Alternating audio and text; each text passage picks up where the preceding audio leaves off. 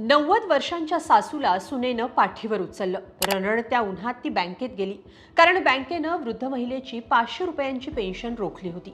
बँकेनं असं का केलं त्याचं कारण सांगते, पण हक्काच्या निवृत्ती वेतनासाठी 2 महिलांचा संघर्ष जसा समोर आला तसा तीव्र संताप व्यक्त होतोय. नेमकी ही घटना कुठे घडली, त्या महिलेला सासूला पाठीवर का न्यावं लागलं, बँकेचं काय म्हणणं आहे आणि या व्हायरल व्हिडिओवर काय प्रतिक्रिया उमटतायत, सगळं सविस्तर पाहूया या व्हिडिओतून. नमस्कार, मी स्वाती पाटील. तुम्ही ही बातमी पाहताय lokmat.com वर. छत्तीसगड जिल्ह्यातून मन हेलावणारा एक व्हिडिओ समोर आला. रणरणत्या उन्हात एक 50 वर्षांची महिला तिच्या 90 वर्षांच्या सासूला पाठीवर उचलून चालत जाताना या व्हिडिओत दिसतीये. छत्तीसगडमधल्या सरगुजा जिल्ह्यात हे घडल्याचं समोर आलंय. भर उन्हात चालणाऱ्या त्या महिलेचं नाव आहे सुखमनिया आणि तिच्या पाठीवर उचलून घेतलेली आहे तिची सासू, जिचं वय 90 वर्ष इतकं आहे. सुखमनिया यांच्या सासूला दर महिन्याला 500 रुपये इतकं निवृत्ती वेतन मिळतं, पण फेब्रुवारी महिन्यापासून बँकेनं त्यांची पेन्शन रोखली आहे. याचं कारण बँकेच्या नियमांनुसार सुखमनिया यांच्या सासूच्या बँक खात्याची केवायसी पडताळणी झालेली नाही. पेन्शन हवी असेल तर केवायसी बंधनकारक असल्याचं बँकेचं म्हणणं आहे. त्यामुळे सुखमनिया यांनी अंथरुणाला खिळलेल्या आपल्या सासूला पाठीवर उचलत बँकेत नेलं. त्यासाठी त्यांनी काय केलं, त्यांच्या व्हायरल व्हिडिओत नेमकं काय आहे ते आता पाहूया. छत्तीसगडमधल्या सरगुजा जिल्ह्यातलं जंगळपारा हे त्यांचं गाव, तर बँक मेनपाट शहरात. मग घर ते बँक जाण्यासाठी सुखमनिया यांनी सासूला पाठीवर घेतलं आणि भर उन्हात तब्बल 9 किलोमीटरची पायपीट केली. सोशल मीडियावर याचा व्हिडिओ व्हायरल झालाय. यात जो संवाद आहे ती तिथली स्थानिक भाषा आहे, पण ज्या व्यक्तीनं या दोघींना पाहिलं त्यांनी सुखमनिया यांना काही सवाल केले. त्यात त्यांनी विचारलं, तुम्ही तुमच्या सासूला पाठीवर का घेतलं, तुम्ही कुठे चाललात? त्यावर सुखमनिया यांनी काय उत्तर दिलं, त्या म्हणाल्या, बँकेनं निवृत्ती वेतन रोखलंय, त्यामुळे जोपर्यंत लाभार्थी स्वतः बँकेत येत नाही तोपर्यंत पैसे मिळणार नाहीत, असं बँकेनं सांगितलंय. इथं यायला जायला काही साधन नाहीये. छोट्या नद्या आणि ओबडधोबड जंगलातले रस्ते पार करून हा प्रवास करावा लागतो, त्यामुळे सासूला पाठीवर उचलून न्यावं लागल्याचं सुखमनिया यांनी सांगितलं. अवघ्या 500 रुपयांच्या मासिक पेन्शनसाठी सुखमनिया यांनी रणरणत्या उन्हात हा खडतर प्रवास केला, तोही पायी अनवाणी.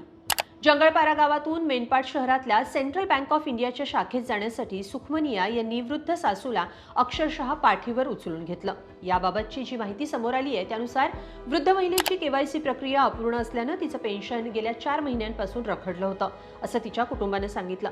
दुसरा कोणताही पर्याय नसल्यानं सुखमनिया यांना कशाचीही पर्वा न करता अनवाणी रस्त्यावर उतरावं लागलं.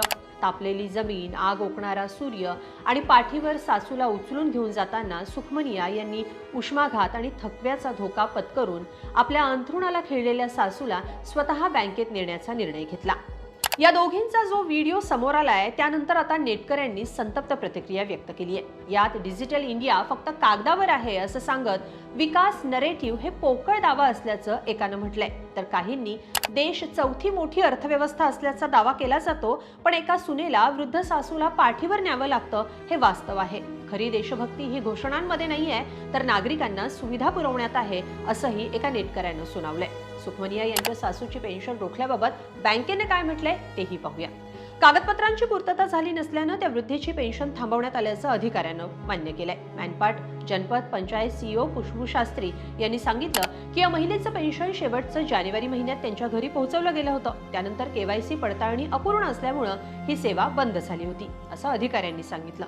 आता सुखमनिया यांनी सासूसोबत बँकेला भेट दिली आहे. त्यानंतर थकीत असलेली 2000 रुपयांची पेन्शन रक्कम त्यांच्या खात्यात त्वरित जमा करण्यात आली आहे. सोबतच प्रशासनानं या कुटुंबाला आश्वासन दिलंय की पुढच्या महिन्यापासून पेन्शन घरपोच देण्याची सेवा पुन्हा सुरू केली जाईल.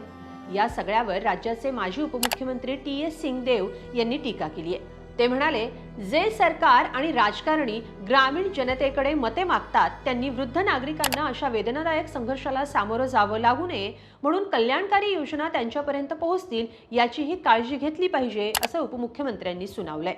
सुखमनिया यांच्या सासूला आता दर महिन्याला 500 रुपयांची पेन्शन मिळेलही, पण एकीकडे डिजिटल इंडियाचा गवगवा केला जातो. ऑनलाईन व्यवहारात किती पुढे आहोत हे ओरडून सांगणारे एका बाजूला आणि दुसऱ्या बाजूला विदारक वास्तव दाखवणाऱ्या या घटना.